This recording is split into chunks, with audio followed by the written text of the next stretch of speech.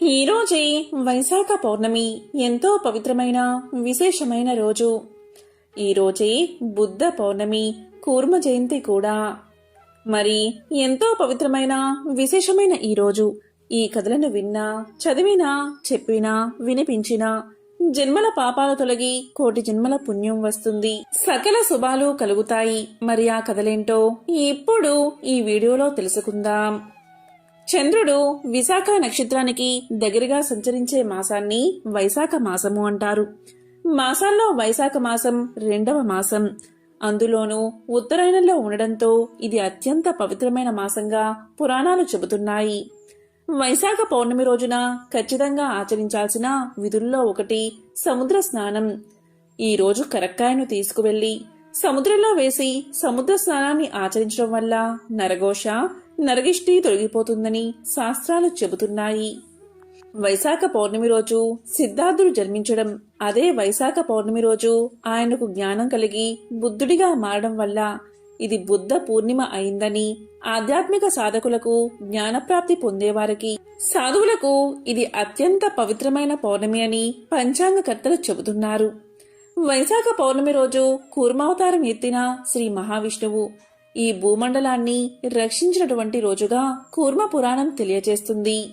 మరి ఎంతో పవిత్రమైన విశేషమైన ఈ వైశాఖ పౌర్ణమి రోజు వైశాఖ పురాణంలోని ఈ కథలను విన్నా, చదివినా, చెప్పినా, వినిపించినా జన్మల పాపాలు తొలగి కోటి జన్మల పుణ్యం వస్తుంది, సకల శుభాలు కలుగుతాయి. మరి ఆ కథలేంటో ఇప్పుడు ఈ వీడియోలో తెలుసుకుందాం. పూర్వం ఒకసారి సూత పౌరాణికుడు సౌనికాది మహాములకు ఇలా చెప్తున్నాడు. సమస్త భూత జాలములను సృజించిన బ్రహ్మదేవుడి మానస కుమారుడైన నారద మహర్షి అంబరీష చక్రవర్తికి అనేక విధ ధర్మాలను వినిపించగా, దాంతో అంబరీషుడు అమిత ఆనందాన్ని పొంది ఇంకా వినాలని కోరిక కలిగి నారదుడితో ఇలా పలికాడు. మహానుభావా నారదా, మీరు నాకు 12 మాసాల మహత్యాన్ని చెప్పారు. నేను బహుశ్రద్ధతో విని ఆనందించాను. మాసాలంటిలో వైశాఖ మాసం మిక్కిలి శ్రేష్టమైనదని నా మనస్సున నిశ్చయం చేసుకున్నాను. కాబట్టి ఆ మాస మహత్యాన్ని వినడానికి నాకు కుతూహలంగా ఉంది. కాబట్టి ఈ వైశాఖ మాసం శ్రీ మహావిష్ణువుకు ఎలా మిక్కిలి ప్రీతికరమైనది? ఈ మాసమందు మనిషి ఆచరించవలసిన వ్రత విధులు, ధర్మాలు ఏమిటి? ఈ మాసమందు చేయదగిన విష్ణుప్రీతిని కలిగించే కార్యాలు ఏమిటి? ఏ విధమైన దానాలు చెయ్యాలి? ఆ దానాలు చేయడం వల్ల కలిగే ఫలితాలు ఏమిటి? చెప్పండి అని నారదుణ్ణి అడిగాడు. అప్పుడు నారదుడు అంబరీష మహారాజుకు ఇలా చెప్పడం ప్రారంభించాడు. అంబరీష మహారాజా, నేను చెప్పేది శ్రద్ధగా విను.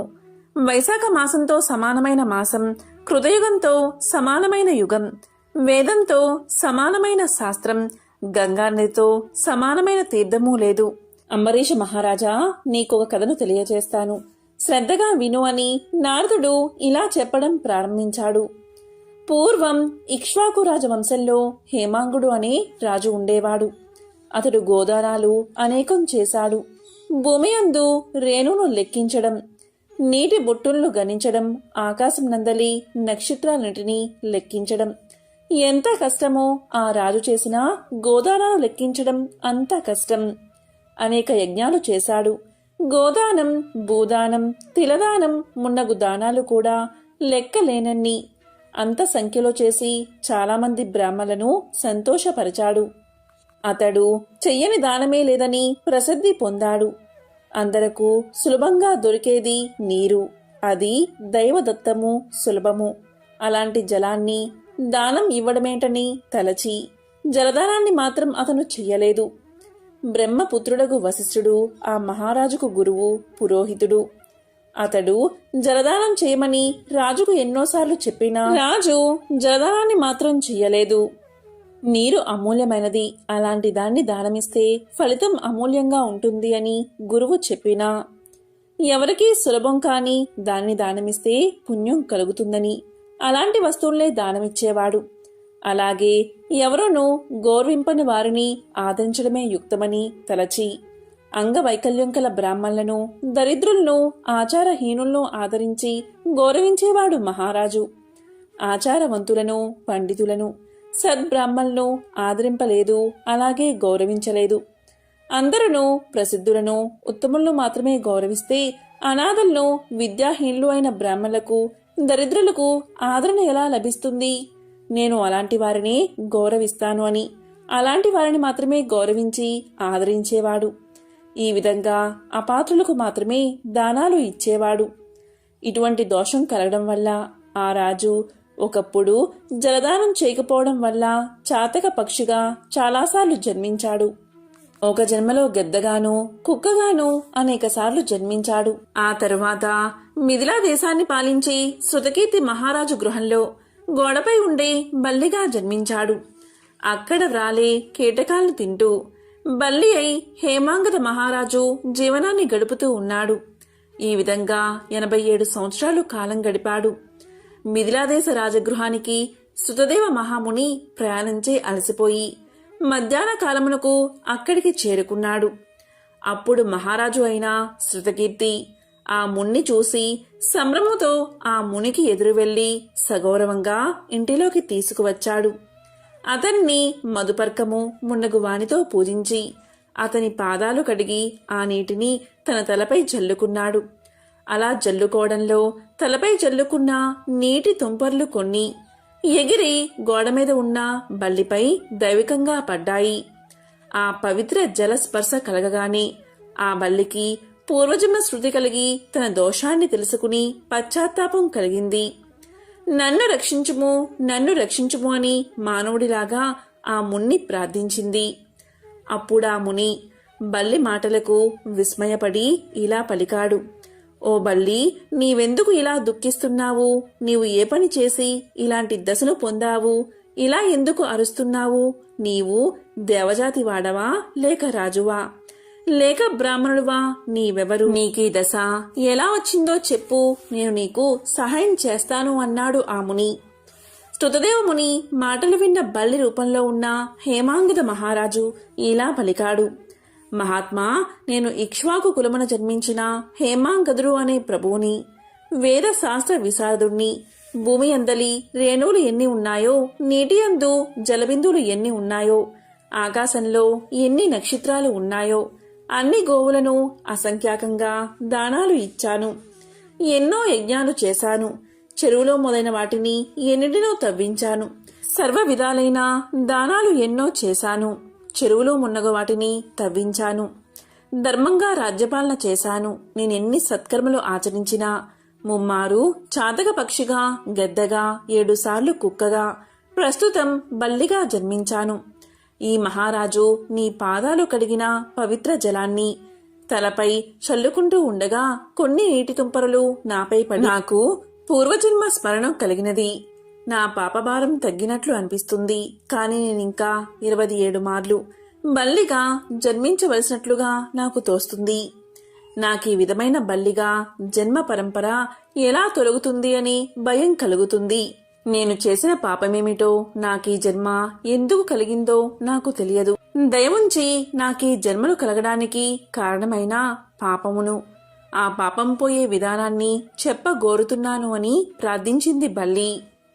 అప్పుడు స్తుతదేవ మహాముని హేమాంగుదుని మాటలను తన దివ్య దృష్టితో పరిశీలించి ఇలా పలికాడు: రాజా, నీవు శ్రీ మహావిష్ణువుకు ప్రియమైన వైశాఖ మాసంలో జలాన్ని ఎవ్వరికీ దానం ఇవ్వలేదు.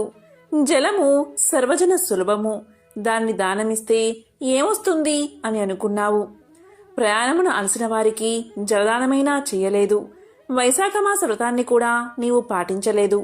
హోమం చేయదలిచిన వారు మంత్రపూతమగు అగ్నియందే హోమం చెయ్యాలి. అలా కాక బూడిద మున్నగు వానియందు హోమం చేస్తే ఫలం ఎలా కలుగుతుంది?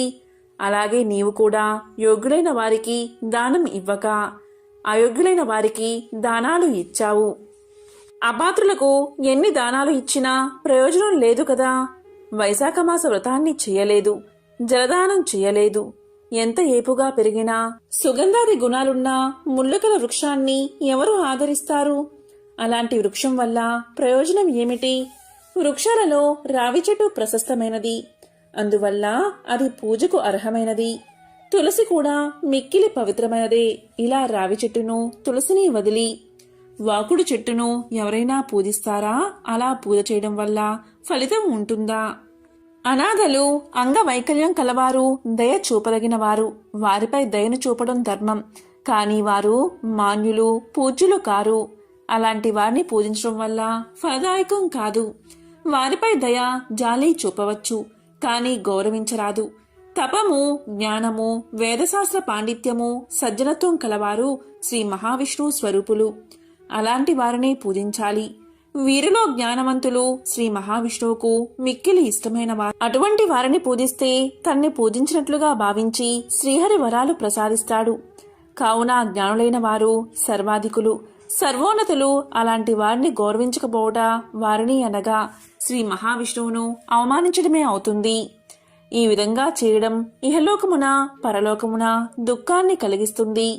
మానవుడు పురుషార్థాల్ని సాధించాలి అంటే జ్ఞానుల సేవ, వారిని గౌరవించడం ముఖ్య కారణం.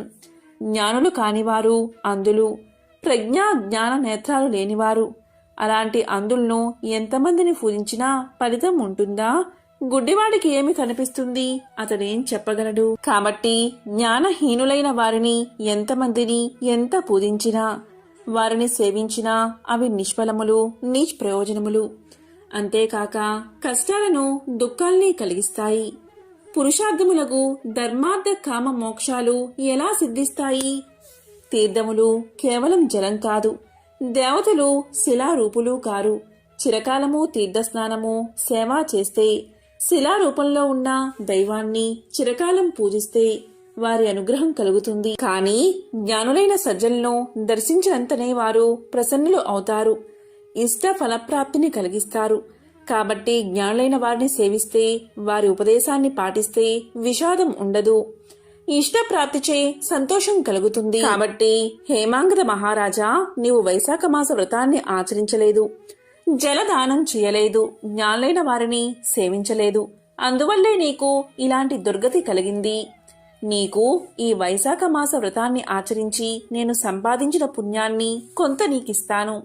దీనివల్ల దుర్దశ సాధించడానికి భవిష్యత్ వర్తమాన కాలాల్లోని నీ పాపాలు, వాటి ఫలాన్ని పోగొట్టుకుని నీవు విజయాన్ని సాధిస్తావు అని పలికి శృతదేవ మహాముని నీటిని సృజించి బల్లి రూపంలో ఉన్న హేమాంగద మహారాజుకు తాను చేసిన వైశాఖమాస వ్రతంలోని కొన్ని రోజుల పుణ్యాన్ని దారపోశాడు.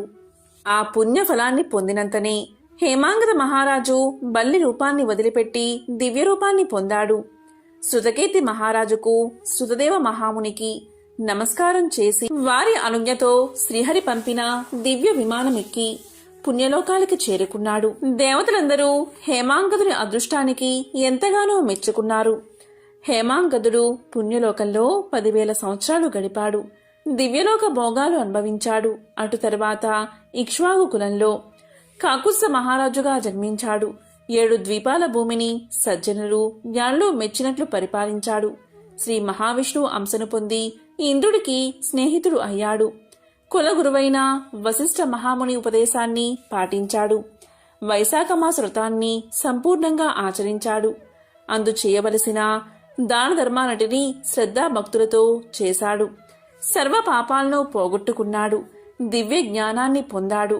శ్రీ మహావిష్ణువు యొక్క సాయుధ్యాన్ని పొందాడు. కాబట్టి వైశాఖమాస వ్రతం సర్వ పాపహరం, అనంత పుణ్యప్రదం. ప్రతి మనిషి వైశాఖమాస వ్రతాన్ని, వ్రతాంగములకు దాన ధర్మాలను పాటించి శ్రీహరి అనుగ్రహాన్ని పొందాలి అని నారదుడు అంబరీషుడుకు వైశాఖ మాస వ్రత విశిష్టతను వివరించాడు. ఇలా వివరిస్తూ గృహగోధిక వృత్తాంతాన్ని వివరించాడు. నారాయణం నమస్కృత్య నరం చైవ నరోత్తమం దేవీం సరస్వతీం వ్యాసం తతో జయముదీరయేత్. ఒకానొక సమయంలో శృతదేవ మహాముని శృతకీర్తి మహారాజుకు ఇలా చెప్తున్నాడు. మహారాజా, నేను చెప్పేది శ్రద్ధగా విను. పూర్వం రేవానది తీరమున మా తండ్రిగారు మృతి చెంది పిశాచ రూపాన్ని పొందారు. ఆకలి దప్పిక వల్ల బాధపడుతూ తన మాంసాన్ని తాను తింటూ శుష్కించిన శరీరంతో నీడలేని బూరుగు చెట్టు వద్ద నివసిస్తూ ఉండేవారు. పూర్వం చేసిన పాపాల వల్ల ఆకలి దప్పికల చేత బాధపడుతున్న అతని కంఠమున సన్నని రంధ్రం ఏర్పడింది. అది గాయమై మిక్కిలి బాధపెడుతూ ఉంది. దగ్గరున్న చెరువులోని చల్లని నీరు కూడా తాగగాని కాలకూట విషం వలె బాధిస్తూ ఉంది. నేను అంటే శృతదేవ మహాముని గంగాయాత్ర చెయ్యాలి అనే కోరికతో ప్రయాణం చేస్తూ దైవికంగా ఆ ప్రదేశానికి వచ్చాను. నీడలేని బూరుగు చుట్టుపై నుండి ఆకలి దప్పికల బాధను భరించలేక తన మాంసాన్నే తాను తింటూ దుఃఖ భారంతో కంఠబాధను అనుభవించలేక అరుస్తున్నా ఆ పిశాచాన్ని చూసి నేను ఆశ్చర్యపోయాను. ఇదేమి అద్భుతమా అని అనుకున్నాను. అప్పుడు పిశాచ రూపంలో ఉన్న అతడు నన్ను చూసి చంపడానికి వచ్చాడు. కాని నా ధార్మిక ప్రవర్తనా బలం వల్ల నన్నేమీ చేయలేకపోయాడు. నేను అతన్ని చూసి జాలిపడి, ఓయి భయపడకు, నీకు నా వల్ల ఎటువంటి భయమూ రాదు. అసలు నీవెవరు? నీకు ఇలాంటి బాధ కలగడానికి కారణం ఏమిటి? వెంటనే చెప్పు. నిన్నీ కష్టం నుండి నేను విడిపిస్తాను అని పలికాను. నేను అతని పుత్రుడని అతడు గుర్తించలేదు. నేను కూడా నా తండ్రి అని గుర్తించలేకపోయాను. అప్పుడు పిశాచ రూపంలో ఉన్న అతను ఇలా పలికాడు. నేను భూవరము అనే పట్టణమున నివసించే మైత్రుడు అనే వాడిని, సంకృతి గోత్రం వాడిని, అన్ని విద్యలు నేర్చిన వాడిని, అన్ని తీర్థాలయందు స్నానం చేసిన వాడిని, సర్వదేవతలను సేవించిన వాడిని. కాని నేను వైశాఖ మాసంలో కూడా అన్నదానం ఎవరికీ చేయలేదు. లోభంతో ఉండేవాడిని. అకాలంలో వచ్చిన వారికి భిక్ష అయినా ఇవ్వలేదు. కాబట్టే నాకీ పిశాచ రూపం వచ్చింది. ఇదే నా ఈ దురవస్థకు కారణం. శృతదేవుడు అనే పుత్రుడు ఉన్నాడు నాకు. అతడు ప్రసిద్ధి కలవాడు. వైశాఖమున కూడా అన్నదానం చేయకపోవడం వల్ల నేను ఇలాంటి పిశాచ రూపాన్ని పొందాను. ఇలా బాధపడుతున్నాను అని నీవు అతనికి చెప్పు. నీ తండ్రి నర్మదా తీరమున పిశాచమై ఉన్నాడు. సద్గతిని పొందలేదు. బూరుగు చెట్టుపై ఉన్నాడు. తన మాంసాన్ని తానే తింటూ బాధపడుతూ ఉన్నాడని చెప్పు. వైశాఖ మాసమున వ్రతాన్ని పాటిస్తూ నాకు జలతర్పణమిచ్చి సద్బ్రాహ్మణుడుకు అన్నదానం చేస్తే నేనీ బాధ నుంచి విడిపోయి శ్రీ మహావిష్ణువు సాన్నిధ్యాన్ని పొందుతానని చెప్పు. కాబట్టి ఈ విధంగా చేయమని అతనికి చెప్పు. నా యందు దయవుంచి నాకీ సహాయం చెయ్యి. నీకు సర్వశుభాలు కలుగుతాయని ఆ పిశాచ రూపంలో ఉన్న నా తండ్రి పలకగా, అప్పుడు నేను నా తండ్రిని గుర్తించి అతని పాదాలకు నమస్కారం చేసి దుఃఖంతో నన్ను నేను నిందించుకున్నాను, కన్నీరు పెట్టాను. ఇలా పలికాను. తండ్రి, నేనే శృతదేవుణ్ణి, దైవకంగా ఇక్కడకు వచ్చినవాడిని. తండ్రి, ఎన్ని కర్మలు చేసినా పితృదేవతలకు సద్గతి కలగకపోతే ఆ కర్మాలన్నీ వ్యర్థమే కదా, నిరర్ధకం. నీకీ బాధ నుండి విముక్తి కలగడానికి నేనేం చెయ్యాలో చెప్పు అని అన్నాను. అప్పుడు నా తండ్రి నన్ను గుర్తించి మరింత దుఃఖించాడు. కొంతసేపటికి ఊరడిల్లి మనసు కుదుటపరుచుకుని ఇలా పలికాడు. నాయనా, నీవు తలచిన యాత్రను పూర్తి చేసుకుని ఇంటికి రా. సూర్యుడు మేషరాశి యందు ఉండగా వైశాఖ పూజను చేసి అన్నాన్ని శ్రీ మహావిష్ణువుకు నివేదించి ఉత్తమ బ్రాహ్మణుడికి దానమివ్వు. అందువల్ల నాకే కాదు, మన వంశంలో ఉన్నవారందరికీ ముక్తి కలుగుతుంది. కాబట్టి అలా చేయమని చెప్పాడు. కాబట్టి నేను నా తండ్రి ఆజ్ఞ ప్రకారం యాత్రలు చేసి ఇంటికి తిరిగి వచ్చాను. మాధవుడికి ప్రీతికరమైన వైశాఖ మాసంలో వైశాఖ వ్రతాన్ని చేస్తూ నా తండ్రి చెప్పినట్లుగా శ్రీ మహావిష్ణువును పూజించి నివేదించిన అన్నాన్ని సద్బ్రాహ్మణుడుకు దానమిచ్చాను. అందువల్ల నా తండ్రి పిశాచ రూపం నుండి విముక్తుడై నా యొద్దకు వచ్చి నా పితృభక్తికి మెచ్చి ఆశీర్వదించి దివ్య విమానమెక్కి విష్ణులోకానికి చేరుకుని శాశ్వత స్థితిని పొందాడు. కాబట్టి అన్నదానం అన్ని దానాల్లో ఉత్తమం. శాస్త్రాల యందు కూడా ఇదే చెప్పబడి ఉంది. ధర్మయుక్తమైనది. సర్వధర్మసారమే అన్నదానం. మహారాజా, ఇదే అన్నదానం యొక్క గొప్పతనమని శృతదేవుడు శృతకీర్తి మహారాజుకు చెప్పాడు అని నారద మహర్షి అంబరీష మహారాజుకు తెలియచేశాడు. వైశాఖ పూర్ణిమ ఎంతో విశిష్టమైన రోజు. దీన్నే మహావైశాఖి అంటారు. దీన్ని బుద్ధ పూర్ణిమ అనే పేరుతో పిలుస్తారు. ఈ పవిత్రమైన రోజున ఎలాంటి ఆధ్యాత్మిక పనులు చేసినా ఖచ్చితంగా విజయం సాధిస్తారని చాలామంది నమ్మకం. గౌతమ బుద్ధుడు భూమండల ప్రభువైన సనత్ కుమారుడు.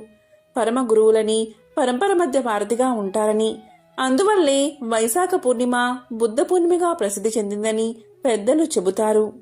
కాబట్టి ఎంతో విశేషమైన ఈ రోజు బుద్ధ పూర్ణిమ రోజు, అలాగే కూర్మ జయంతి రోజు ఈ కథలు విన్నా, చదివినా, చెప్పినా, వినిపించినా జన్మల పాపాలు తొలగి కోటి జన్మల పుణ్యం వస్తుంది, సకల శుభాలు కలుగుతాయి. మరి ఆ కథలేంటో ఇప్పుడు ఈ వీడియోలో తెలుసుకుందాం. బుద్ధుడు అసలు పేరు గౌతమ సిద్ధార్థుడు. గౌతముడు ఒక చిన్న రాజ్యానికి యువరాజు. ఆయన పుట్టినప్పుడు ఒక యోగి జోస్యం చెప్పాడు. అదేంటి అంటే అతను అయితే ఒక గొప్ప సార్వభౌముడు అయినా అవుతాడు, లేదా ఒక గొప్ప తాపసి అయినా అవుతాడు అని. ఆయన ఈ జోస్యం చెప్పినప్పుడు గౌతముడి తండ్రి ఎంతో ఉత్సాహపడ్డాడు. ఆయనకు గౌతముడు గొప్ప తాపసి కావడం ఇష్టం లేదు. ఇతను గొప్ప సామ్రాట్ కావాలి అనుకున్నాడు. ఒకవేళ బాధను, దుఃఖాన్ని చూసినట్లయితే ఆయన ఒక తాపసిగా మారవచ్చు అనుకుని గౌతముణ్ణి ఎప్పుడూ విలాసాల్లో ముంచాడు. మంచి ఆహారం, బట్టలు, ఇంకా విలాసాలు. అతనికి 19 సంవత్సరాల వయసు వచ్చినప్పుడు తండ్రి ఆయనకు ఎంతో అందమైన యువతితో వివాహం జరిపించాడు. వారిని ఒక రాజభవనంలో మిగతా సమాజం నుంచి దూరంగా ఉంచాడు. అక్కడ కేవలం వినోదాలు, విలాసాలు మాత్రమే తప్ప ఇటువంటి బాధలు చూసే అవకాశమే లేదు. ఒకరోజు గౌతముడు నగరంలో సంచరించాలి అనుకున్నాడు. తన్ని సంచారానికి తీసుకువెళ్లమని రథసారథిని ఆదేశించాడు. గౌతముడు అలా వెళ్తున్నప్పుడు ఒక వృద్ధుణ్ణి చూశాడు. అప్పటి వరకు తన జీవితంలో వృద్ధుల్ని ఆయన చూడలేదు. ఆయన తండ్రి వీటన్నిటి నుంచి ఆయన్ని సురక్షితంగా ఉంచాడు. ఇతనికి ఏమైంది అని సారథిని అడిగాడు గౌతముడు. అందుకు ఆ రథసారథి, ఆయన ఒక వృద్ధుడు అంతే అన్నాడు. ఇది ఎలా జరుగుతుంది అన్నాడు గౌతముడు. అందుకు రథసారథి, అందరూ ఏదో ఒక రోజు వృద్ధులవుతారు అన్నాడు. అప్పుడు గౌతముడు తన్ని తాను చూసుకున్నాడు. తను ఎంతో యవ్వనంలో ఉన్నాడు. ఏమిటి, నేను కూడానా అని అడిగాడు. దానికి రథసారథి సమాధానంగా, అవును, అందరికీ ముసలితనం వస్తుంది, ఎక్కువ కాలం జీవిస్తే ముసలివాళ్లు అవుతారు అన్నాడు. అప్పుడు గౌతముడు, నేను కూడా ఆ విధంగా అవుతాను అని ఆయన ఒక వాస్తవం తెలుసుకున్నాడు. ఆ తర్వాత వీధిలో ఒక మనిషి పడుకుని ఉండడం చూశాడు. అతను ఏదో జబ్బుతో బాధపడుతున్నాడు, లేవలేకపోతున్నాడు, ఎంతో బాధలో ఉన్నాడు. అప్పుడు గౌతముడు, ఆగు, ఈ మనిషి ఎవరు, ఇతను ఏమి చేస్తున్నాడు అని అడిగాడు. దానికి రథసారథి ఇలా సమాధానం చెప్పాడు. ఓ, దురదృష్టవశాత్తు ఆయన అనారోగ్యంతో ఉన్నాడు అన్నాడు. అప్పుడు గౌతముడు దాని అర్థమేమిటి అని అడిగాడు. దానికి రథసారథి, శరీరం ఉంది కదా, అప్పుడప్పుడు దానికి అనారోగ్యం వస్తుంది, అది ఎవరికైనా జరగవచ్చు అన్నాడు. దానికి గౌతముడు, నేను యువరాజుని, నాకు కూడా అలా జరిగే అవకాశముందా అని అడిగాడు. దానికి రథసారథి, ఎవరికైనా అలా జరగవచ్చు అని సమాధానం చెప్పాడు. దానితో గౌతముడు, ఓ, నేను కూడా ఈ విధంగా కావచ్చు అని తెలుసుకున్నాడు. దీనితో ఆయన చాలా వ్యాకుల పడ్డాడు. వాళ్ళు ఇంకొంచెం ముందుకు వెళ్ళిన తర్వాత అక్కడ దహన సంస్కారాలు జరగడం చూశాడు. కొందరు ఒక మృతదేహాన్ని మోసుకుని వెళ్తున్నారు. అప్పుడు గౌతముడు, అతనికి ఏమైంది అని అడిగాడు. ఓ, అతను చనిపోయాడు అంతే అన్నాడు రథసారథి. అంటే ఏమిటి అన్నాడు గౌతముడు. ఇది ఖచ్చితంగా అందరికీ జరిగే తీరుతుంది అన్నాడు రథసారథి. అందుకు గౌతముడు, నేను ఏం చేస్తున్నాను, ఇలా తినడం, విలాసాల్లో మునిగి తేలడం అంతా అర్థవిహీనం, నాతో నేనేం చేసుకుంటున్నాను అంటూ అతనిలో విపరీతమైన అలజడి చెలరేగింది. ఉన్నట్టుండి యువరాజుగా ఉండడం, అంతఃపుర విలాసాలు ఇవన్నీ అతని నుండి విడిపోయాయి. వీటన్నిటి వల్ల ప్రయోజనం ఏమిటి? ఈ దేహం ముసలిది అయిపోవచ్చు, అనారోగ్యం పాలు కావచ్చు, ఖచ్చితంగా మరణం సంభవిస్తుంది. మరి నా జీవితాన్ని నేను ఈ విధంగా ఎందుకు సాగిస్తున్నాను అని ఆలోచించసాగాడు. కాని అప్పటికే ఆయనకు ఒక పసిబిడ్డ ఉన్నాడు. ఎంతో ప్రేమించే భార్యను, ప్రియమైన బిడ్డను అతను వదల్లేకపోయాడు. తనలో తాను ఆయన ఎంతో ఘర్షణకు లోనయ్యాడు. అప్పటికి దాదాపుగా ఏడాది పైన 3 నెలలు గడిచాయి. ఆ పిల్లవాడికి 1.5 సంవత్సరం వయసు ఉన్నప్పుడు ఆయన ఇక ఆగలేకపోయాడు. ఒక అర్ధరాత్రి వేళ ఎవరికీ చెప్పకుండా ఆయన అంతఃపురం నుంచి ఒక దొంగలా బయటపడి దాన్ని శాశ్వతంగా వదిలిపెట్టాడు. నేను ఈ జీవిత సత్యాన్ని తెలుసుకోవాలి అంటూ అని ఆయన సత్యాన్వేషంలో బయలుదేరాడు. గౌతముడు పతంజలి మహర్షి తర్వాత వచ్చినవాడే, కానీ అప్పటికి ఇంకా ఎన్నో విధానాలు ఉన్నాయి. ఆయన ఒక విద్యాశాల నుంచి మరొక విద్యాశాలకు వెళుతూ 8 రకాల సమాధి స్థితులను అభ్యసించాడు. ఆయనకు ఇవన్నీ ఎంతో అందమైన అనుభూతులుగా ఉన్నాయి. కానీ అవి ఆయనకు ముక్తిని కలిగించలేదు. ఇలాంటి పరిస్థితిలో ఆయన ఒక సమానాగా నడవడం మొదలుపెట్టాడు. ఇది ఎలాంటి సాధన అంటే వీళ్ళు ఎవరినీ భోజనం కోసం కూడా అడగకుండా నడుస్తూ ఉంటారు. వాళ్ళు ఆహారాన్ని వెతుక్కుంటూ వెళ్లరు. గౌతముడు ఒక సమాన అయ్యాడు. గౌతముడు ఈ వ్రతాన్ని తేలిగ్గా తీసుకోలేదు. అలా నడుస్తూనే ఉన్నాడు. ఆయన ఎముకల గూడు అయిపోయాడు. చర్మం కప్పిన అస్థిపంజరంలా తయారయ్యాడు. అప్పుడు ఆయన నిరంజన అనే ఒక నది సమీపానికి చేరుకున్నాడు. అందులో సుమారు 18 నుంచి 20 అంగుళాల నీరు మాత్రమే ఉంది. ఆయన అందులో అడుగుపెట్టాడు.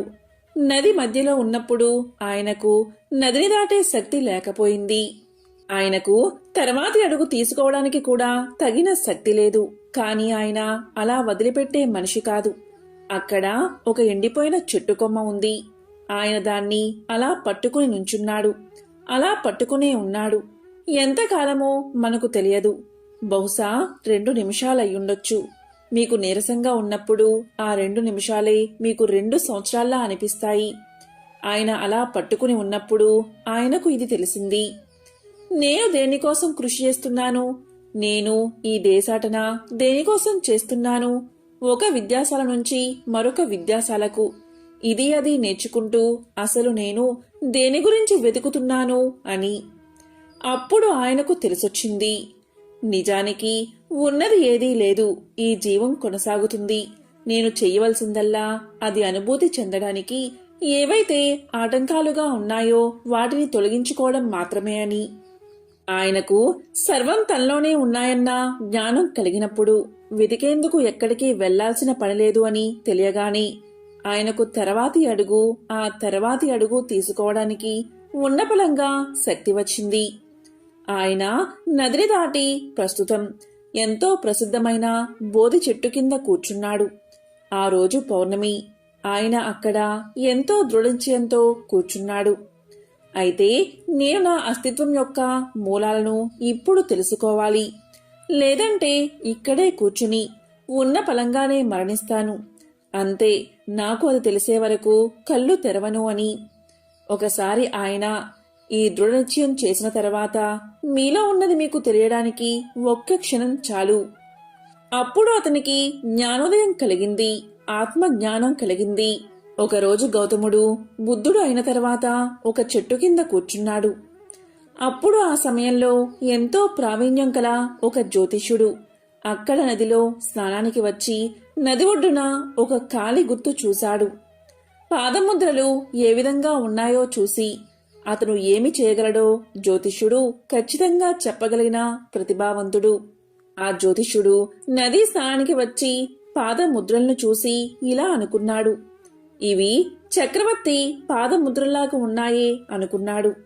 ఎవరైతే ఈ ప్రపంచాన్ని ఏలగలడో అటువంటి వాడు ఈ పాదముద్రలు కలిగినవాడు. అటువంటి మనిషి ఇలాంటి మారుమూల అడవిలో ఎందుకు ఉంటాడు అని తలిచాడు. అతను ఆ పాదముద్రలు ఉన్న దిశగానే నడుచుకుంటూ వెళ్లాడు. నేను ఒక చక్రవర్తిని కలవబోతున్నాను అనుకున్నాడు జ్యోతిష్యుడు. కాని ఆయన అక్కడికి చేరుకోగానే ఒక సాధువును, అంటే గౌతముణ్ణి చెట్టు కింద కూర్చుని ఉండడం చూశాడు. ఇది చూసిన జ్యోతిష్యుడు ఇలా తలిచాడు. అయితే నా జాతకమైనా తప్పి ఉండాలి, లేదా నన్నెవరో ఆట పట్టిస్తూ అయినా ఉండాలి, లేదా నేనేదో భ్రమలో అయినా ఉండి ఉండాలి. అసలు ఇక్కడ ఏం జరుగుతుంది అనుకున్నాడు. ఆ జ్యోతిష్యుడు గౌతముడి దగ్గరకు వెళ్లి ఇలా పలికాడు. నీవు ఎవరు అని అడిగాడు. దానికి గౌతముడు ఇలా సమాధానం చెప్పాడు. నేనెవరినీ కాదు, కేవలం ఒక అనామకుడిని అన్నాడు. దానికి జ్యోతిష్యుడు, కాని నీకు ఒక చక్రవర్తి పాదాలు ఉన్నాయి, నువ్వు ఈ ప్రపంచాన్ని జయించాలి అన్నాడు. దానికి గౌతముడు, అది నేను చేస్తాను, కాని యుద్ధం ద్వారా కాదు అని సమాధానం చెప్పాడు. అప్పుడు జ్యోతిష్యుడు, నువ్వు సాధువి, ఏదీ నీది కాదు అన్నాడు. దానికి ఆయన, నాకేదీ సొంతం కాదు, నేను ఎవరికీ కాను, అందుకే అన్నీ నావే అని సమాధానం చెప్పాడు. ఒకరోజు బుద్ధ భగవానుడు భిక్షాటన చేస్తూ ఒక ఇంటి ముందు నిలబడ్డాడు. రుసరుసలాడుతూ ఇంట్లో నుంచి బయటకు వచ్చిన ఇల్లాలు ఎదురుగా నిలబడి ఉన్న బుద్ధుణ్ణి చూసి ఇలా పలికింది, దొక్కలా ఉన్నావు, ఇలా అడుక్కోకపోతే ఏదైనా పని పాట చేసుకుని బతకొచ్చుగా.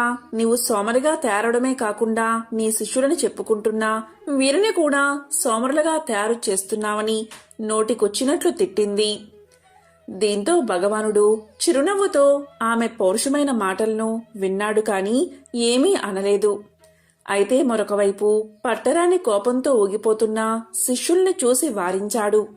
తర్వాత గౌతముడు ప్రసన్న వదనంతో ఇలా పలికాడు, మాతా, చిన్న సంశయం, మీరు తీరుస్తారా అన్నాడు.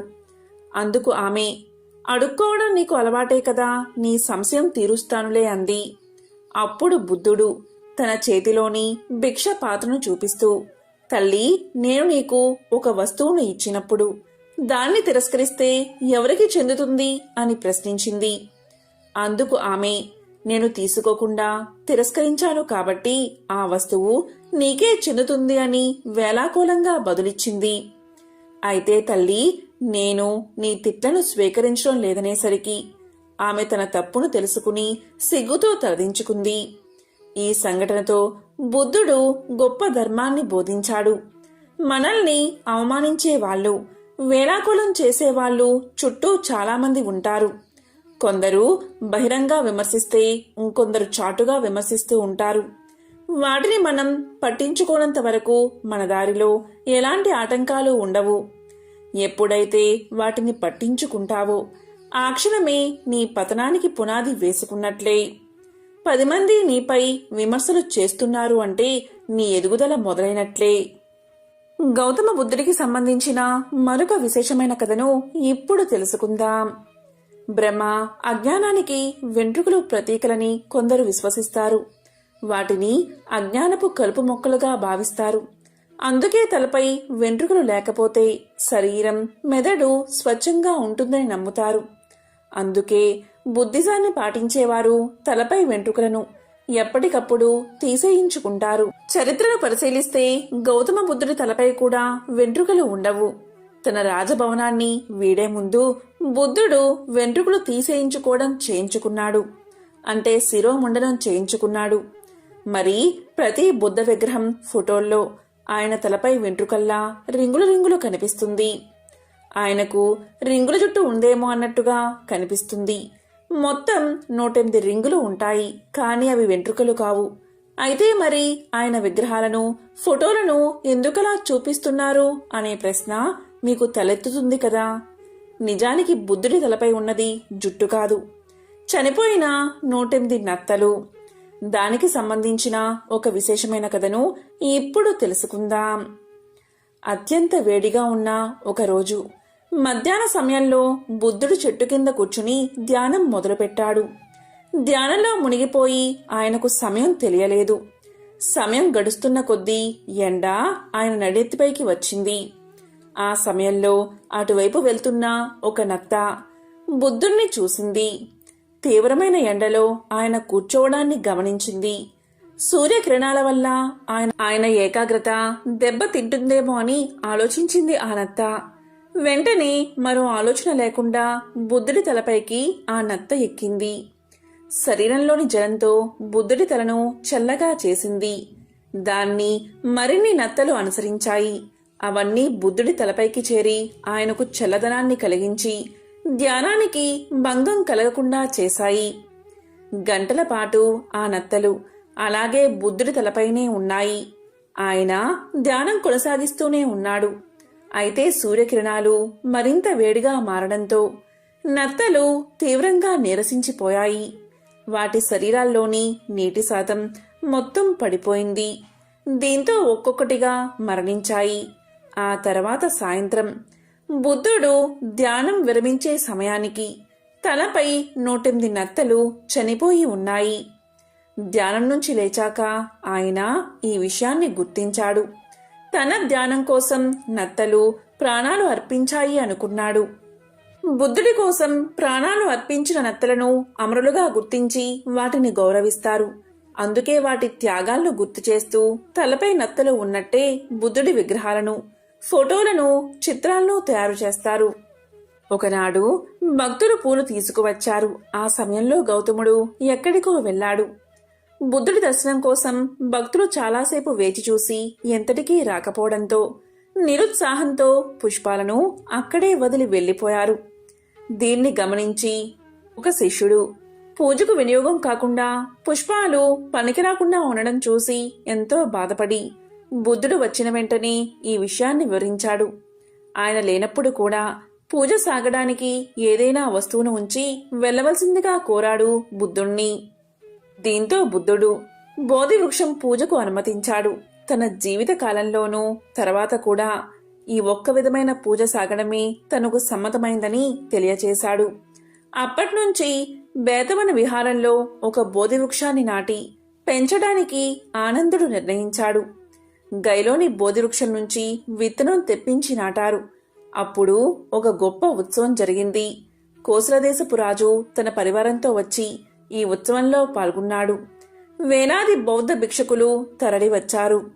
ఆనాటి నుంచి బోధివృక్ష పూజ బౌద్ధులకు ప్రత్యేకమైనది. ఏడాదికి ఒకసారి వైశాఖ పూర్ణిమ నాడు ఇలా పూజ చేయడం ఆచారంగా మొదలైనది. బౌద్ధమతం వ్యాపించిన అన్ని దేశాలలో వైశాఖ పూర్ణిమ నాడు బోధి వృక్ష పూజ సాగుతుంది. ఆనాడు బౌద్ధులు బోధి వృక్షానికి జెండాలు కట్టి దీపాలు వెలిగించి పరిమళ జలాన్ని పోస్తారు. ఎంతో పవిత్రమైన విశేషమైన ఈ వైశాఖ పౌర్ణమి రోజు బుద్ధుడికి సంబంధించిన ఈ కథలను విన్నా, చదివినా, చెప్పినా, వినిపించినా జన్మల పాపాలు తొలగి కోటి జన్మల పుణ్యం వస్తుంది. సకల శుభాలు కలుగుతాయి. ఈ రోజే కూర్మ జయంతిని కూడా జరుపుకుంటారు. మరి కూర్మ జయంతికి సంబంధించిన ఆ కథ ఏమిటో ఇప్పుడు ఈ వీడియోలో తెలుసుకుందాం. హిందూ ధర్మ పురాణాల్లో శ్రీ మహావిష్ణువు యొక్క దశావతారాల్లో 2వ అవతారం కూర్మావతారం. కూర్మం అనగా తాబేలు. దేవదానువులు అమృతం కోసం పాలసముద్రాన్ని మదించడానికి మందర పర్వతాన్ని కవ్వంగా నిర్ణయించి పాలసముద్రంలో వేస్తే అది కాస్త ఆ బరువుకి పాలసముద్రంలో మునిగిపోతుంటే విష్ణుమూర్తి కూర్మావతారంలో దాన్ని భరిస్తాడు. ఇది కృతయుగంలో సంభవించిన అవతారం. ఒకసారి దేవేంద్రుడి ప్రవర్తనకు కోపగించిన దూర్వాస మహర్షి దేవతలు శక్తిహీనులు అవుతారు అని శపించాడు. అందువల్ల దానవుల చేతిలో దేవతలు పరాజయాన్ని పొందసాగారు. అప్పుడు దేవతలు విష్ణువుతో మొరపెట్టుకోగా సకల ఔషధాలకు నిలయమైన పాలకడని చిలికి అమృతాన్ని సాధించండి అని విష్ణువు ఉపాయాన్ని ఉపదేశించాడు. అప్పుడు దేవతలు ఆ బృహత్ కార్యం కోసం అందుకు తమకంటే శక్తివంతులుగా ఉన్న దానవులతో సంధి కుదుర్చుకున్నారు. మందర పర్వతం కవ్వంగా, వాసుకి తాడుగా, క్షీర సముద్ర మదనం మొదలైనది. కాని మందరగిరి బరువుకి మునిగిపోసాగింది. కార్యం నిష్ఫలమయ్యే పరిస్థితి ఉత్పన్నమైంది. అప్పుడు శ్రీ మహావిష్ణువు కూర్మావతారాన్ని ధరించి ఆ కొండను భరించాడు. ఆ అవతారాన్ని పోతన తన భాగవతంలో వర్ణించాడు. అలా దేవదేవుడి అండతో సముద్ర మదన కార్యం కొనసాగింది. ముందుగా జగాన్ని నాశనం చేయగల హాలాహలం ఉద్భవించింది. అప్పుడు దేవతల మొరవిని కరుణించి పరమశివుడు హాలాహలాన్ని భక్షించి తన కంఠంలో నిలిపాడు. అందుచేత ఆయనకు గరళకంఠుడు, నీలకంఠుడు అనే పేరు వచ్చింది. తర్వాత మధువు, ఆపై అప్సరసలు, కౌస్తుభం, ఉచ్చైశ్రవం, కల్పవృక్షం, కామధేనువు, ఐరావతం వచ్చాయి. ఆ తరువాత త్రిజన్మోహిని అయిన శ్రీ లక్ష్మీదేవి ఉద్భవించింది. అప్పుడు సకల దేవతలు ఆమెను అర్చించి కీర్తించి కానుకలు సమర్పించుకున్నారు. ఆమె శ్రీ మహావిష్ణువును వరించింది. చివరకు ధన్వంతరి అమృత కలశాన్ని చేతబట్టుకుని బయటకు వచ్చాడు.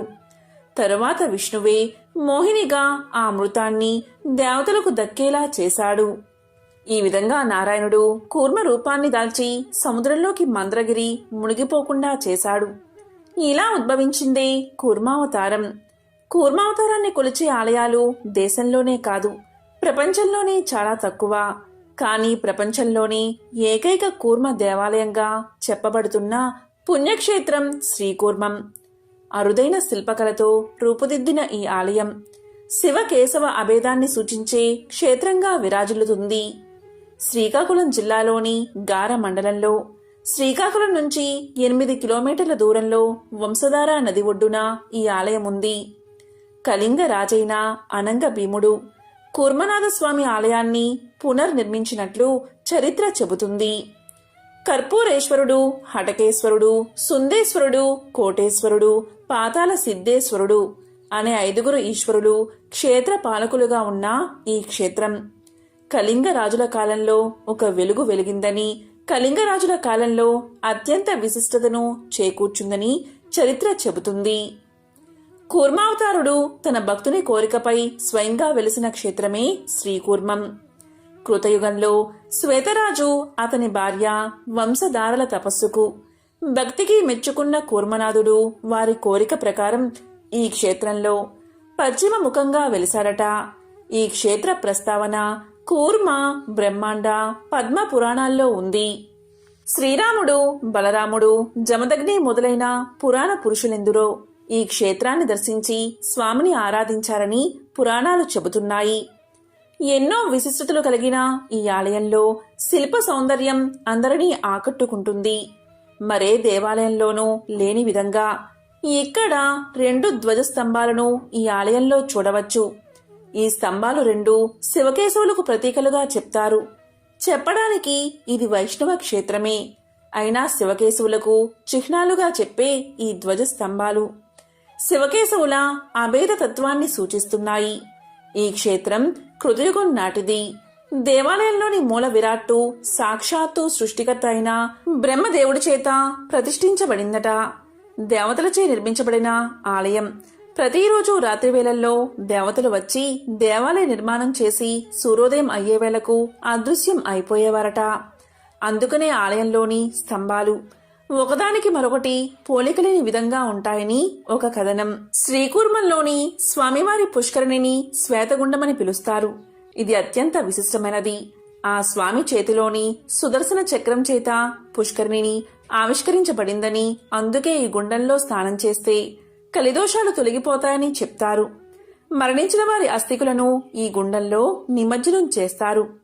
ఈ గుండంలో స్నానం చేసి ఇక్కడ ఉన్న విష్ణు పాదాల దగ్గర పిండ ప్రదానం చేస్తే పితరులకు ఉత్తమ గతులు కలుగుతాయని విశ్వాసం. ఇక్కడ చేసిన పితృకర్మలకు గయలో పితృకర్మలు చేసిన ఫలితం లభిస్తుందని ఆలయ నిర్వాహకులు చెబుతున్నారు. కూర్మ జయంతి రోజున స్వామివారిని దర్శించుకునే వారికి సకల పాపాలు హరించబడతాయనేది ఒక విశ్వాసం. మరెంతో విశిష్టమైన పవిత్రమైన ఈ వైశాఖ పౌర్ణమి రోజు మీరు ఏమీ చేయకపోయినా సరే ఓం నమో భగవతే వాసుదేవాయ నమః, ఓం నమో భగవతే వాసుదేవాయ నమః అనే మంత్రాన్ని కాని, అచ్యుతం కేశవం కృష్ణ దామోదరం రామనారాయణం జానకి వల్లభమని స్మరిస్తే చాలు. ఆ విష్ణువు యొక్క సంపూర్ణ అనుగ్రహం మీకు కలుగుతుంది. సకల శుభాలు కలుగుతాయి. ఓం నమో నారాయణాయ, ఓం నమః శివాయ.